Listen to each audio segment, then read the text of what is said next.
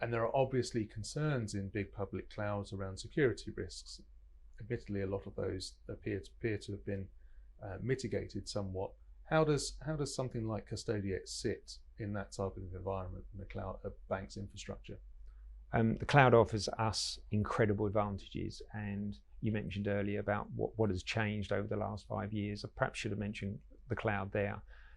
We have a situation where we heavily encrypt the asset keys within our cold environment in our decommissioned nuclear bunkers. And once they're encrypted, we then pass them into the cloud in a very secure way. It's a completely cold environment. The advantages to us using the cloud is we can offer unlimited storage, and also through the AWS network we can distribute the asset keys to any jurisdiction in the world, which would meet with a global institution's regulatory and governance requirements. That's another big advantage. Regarding scale, our structure is such that we have a digital vaults, and they scale horizontally, which means that if a customer wants to create more transaction speed, they just add more vaults. A little bit like at a post office, if you want to put more throughput, you just open up more counters.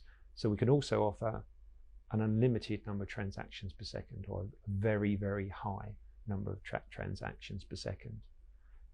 The other scale element that we have, which is quite unusual, we have the ability to create a very, very large number of vaults very quickly, seconds. We can create 1 million vaults in literally in seconds. And the advantage of that is that if we mentioned the custodians again, wanted to buy a large bond or a large stock offering and then fractionalize that amongst many, many customers, that's something that technology can take care of very quickly.